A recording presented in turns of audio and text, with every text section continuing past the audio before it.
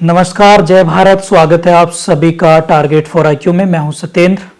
Madhya Pradesh civil जज का notification आप लोगों का आ चुका है और इस वीडियो में हम लोग पूरी डिटेल से नोटिफिकेशन से संबंधित महत्वपूर्ण जानकारी आप लोगों के साथ डिस्कस करेंगे। हालांकि आज़ाद भारत के इतिहास में ऐसा पहली बार हो रहा है कि आप एलएलबी करने वाले सभी साथियों को 3 साल की प्रैक्टिस या फिर 70% जो है आप लोगों की प्लस जो है मार्क्स चाहिए, तभी आप लोग मध्य प्रदेश में सिविल जज बन सकते हैं।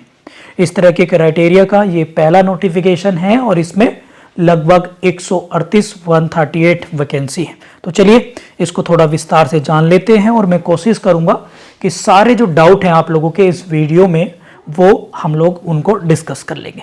फर्स्ट ऑफ ऑल ये नोटिफिकेशन आ चुका है 17 नवंबर से आप लोग जो है इसके फॉर्म को फिल कर सकते हैं और 18 दिसंबर तक इसको जो है आप लोग फिल कर सकते हैं। यदि कोई गलती हो जाती है आप लोगों से तो 22 दिसंबर तक आप करेक्ट करके 24 दिसंबर तक जो है वो इसको फाइनल सबमिट जो है वो कर सकते हैं। एग्जाम की डेट साथ के साथ दे दी है। 14 जनवरी 2024 को आप लोगों का एग्जाम है इसमें और इसके रिजल्ट 26 जनवरी को आ जाएगा और मार्च में 30 मार्च और 31 मार्च को इसकी मुख्य परीक्षा होनी है। इंटरव्यू की डेट जो है वो बाद में आएगी। ठीक है, अब इसके बाद हम लोग आगे बढ़ेंगे। कुछ ऐसी बातें जो इंपॉर्टेंट है सभी विद्यार्थियों को जानने के लिए। एक तो इसमें हम लोग सबसे पहले देखेंगे क्या क्या अर्हताएं होनी चाहिए, किस किस के पास क्या क्या होनी चाहिए। आप मध्य प्रदेश www.mpHC.gov.in पर इसके जो है फॉर्म को जाकर भर सकते हैं।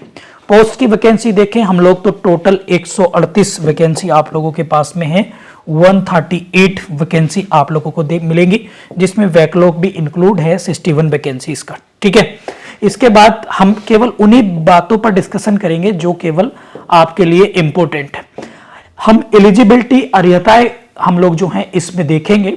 सबसे पहले इन्होंने बताया कि भारत का नागरिक नहीं होगा तो एलिजिबल नहीं होगा, लेकिन आपको इसमें साफ साफ बता दिया है कि एलएलबी तो होनी चाहिए। एलएलबी के साथ साथ आपको कम से कम 3 ईयर का एडवोकेसी के रूप में विधिक व्यवसाय के रूप में एनरोल्ड होना जरूरी है और उसका भी प्रो फार्मा दिया है। या फिर आप लोगों के 70% आपके एलएलबी में या बीएलएलबी या एलएलबी में विदाउट एनी बैक आप पास होने चाहिए 70%। ठीक है, इसके साथ साथ कुछ बच्चों को जो है वो ग्रेड वगैरह मिलती हैं तो वो उनके मार्कशीट के पीछे फार्मूला दिया होता है, उसी के अनुरूप वो अपनी परसेंटेज निकाल सकते हैं।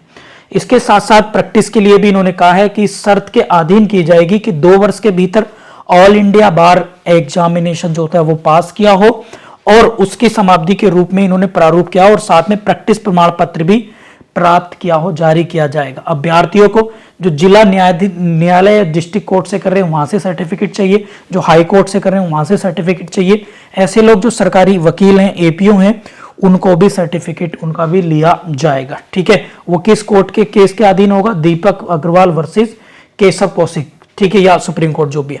इसके बाद हम लोग देखेंगे इसमें बताया कि विधि व्यवसाय जो है वो लगभग उनकी 6 प्रतिलिपियां ऐसे मामलों की आदेश की कम से कम 6 जो है ऑर्डर कम से कम उन्हें रूप में दर्शित करनी होंगी।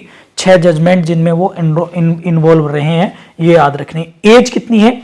1 जनवरी 2024 को 21 साल कंप्लीट कर लिए हों और 35 वर्ष पूरी न की हो 1 जनवरी 2024 को। ये आप लोग एज की लिमिट देखेंगे। ठीक है, तो ये थी एक बेसिक जानकारी। प्री होगा, मेंस होगा। इस बार कुछ सिलेबस में भी थोड़ा सा चेंजेस हुआ है तो ये भी आप पूरी डिटेल देख लेंगे। इसको इस नोटिफिकेशन को हम लोग डाल दे रहे हैं पब्लिक ग्रुप में। जनरल के लिए जो है वो लगभग 1000 रुपए का चढ़ावा आपका चढ़ेगा और जो एससी और एसटी अदर लोग हैं वो लगभग 577 या 600 रुपए का चढ़ावा आप लोगों का चढ़ेगा। ठीक है, इसके साथ साथ एग्जाम डेट तो दे रखी है, फॉर्म आप लोग यहाँ पर भर सकते हैं इस वेबसाइट पर जाके। अब यहाँ पर मैं सीधा चलता हूँ आप लोगों को लेकर क्या है वो। अगर हम बात करें तो सीधे तौर पे अब चलते हैं सिलेबस की ओर।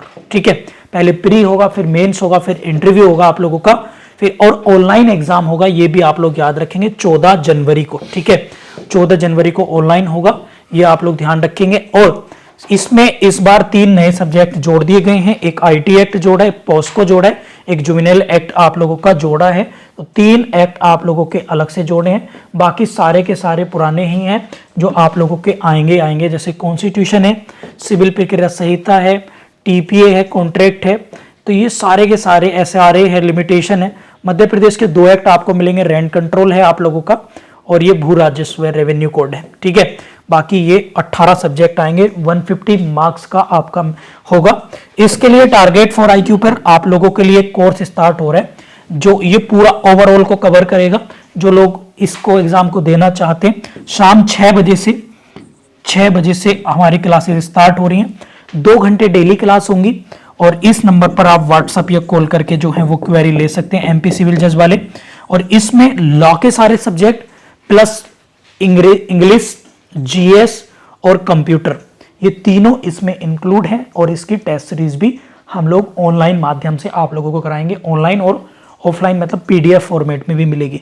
तो हमारा नंबर है 7500110314 पर। जो लोग एमपी सिविल जज की तैयारी कर रहे हैं तो वो इस बैच को ज्वाइन कर सकते हैं। 20 नवंबर से ये बैच जो है 20 नवंबर से स्टार्ट हो रहा है। अखिलेश सर इसको जो है वो पढ़ाएंगे। यदि आप इंडिविजुअल अलग से केवल और केवल, अगर आप केवल और केवल इसको ज्वाइन करना चाहते हैं, सामान्य ज्ञान इस वाले पार्ट के लिए, इन तीनों पार्ट के लिए भी ज्वाइन करना चाहते हैं, तो इंडिविजुअल इन तीनों के लिए भी ज्वाइन कर सकते हैं, जिसमें लाइव क्लासेस, नोट्स, कंटेंट और टेस्ट सीरीज इनकी आप लोगों को मिल जाएगी। ठीक है, चलिए आगे देखते हैं हम लोग। तो ये था आपका एमसीक्यू 4 घंटे का होगा, और इसमें जो है अगर हम बात करें दोनों भाषाओं में होगा। ठीक है, तो ये आप रखेंगे, इसमें कोई भी नेगेटिव मार्किंग का प्रावधान जो है वो नहीं है। ठीक है, और इसके बाद अगर हम बात करें तो इसके बाद अगर हम देखें तो इसके फॉर्म को आप लोग भर दीजिएगा। लेकिन प्रॉब्लम यही है सबके सामने कि भैया मेंस में 10 टाइम्स तो पास होंगे, लेकिन इस बार कंपटीशन बहुत कम रहेगा। बिकॉज ऑफ इस बार आप लोग देख ही रहे हैं कि एमपी में गड़बड़ हो गई है सभी बच्चों के साथ। अब इसमें या तो 70% लाइए या फिर आप लोग 3 साल की एडवोकेसी कीजिए। तो बड़े थोड़ा सा कॉम्प्लिकेट सिचुएशन बन गई है। जो लोग तैयारी करने गए थे बड़े बड़े शहरों में या फिर बड़ी बड़ी यूनिवर्सिटी से करके, तो उनके लिए थोड़ा या तो वो प्रैक्टिस करें या तैयारी करें, दोनों काम एक साथ अब कैसे होंगे। अब ये बड़ा क्वेश्चन जो है, थोड़ा सा क्वेश्चन मार्क इस पर लगेगा, परेशानी करने वाला क्वेश्चन है।